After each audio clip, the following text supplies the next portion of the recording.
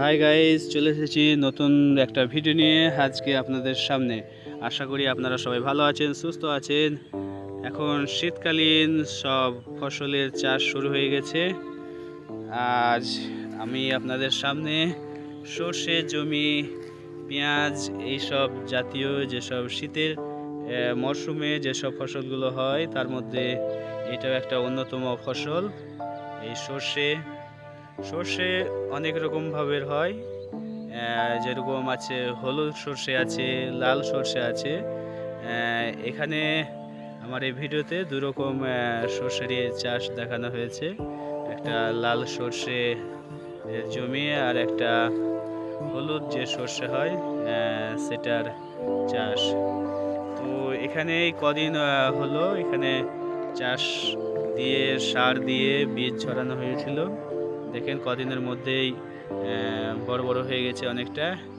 এই 2-4 দিনের ভিতরে আবার সেচ দেওয়া হবে, তখন কিছু সার আবার ছড়ানো হবে। এরকমটাই চাষিদের কাছ থেকে সব খোঁজ খবর নিয়েই বলছি আর কি, যে ওনারা এইভাবেই চাষ করছেন। মাঠের প্রকৃতি দেখতে খুব সুন্দর লাগে, তাই চলে এসেছিলাম আজকে এই মাঠে।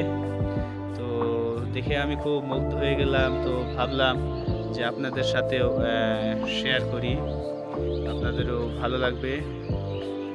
সবাই হয়তো কাজকর্মে মানে শহরের ব্যস্ততায় এতই ব্যস্ত থাকি যে আমরা গ্রামের পরিবেশ দেখার জন্য অনেক সময় উৎসুক হয়ে থাকি।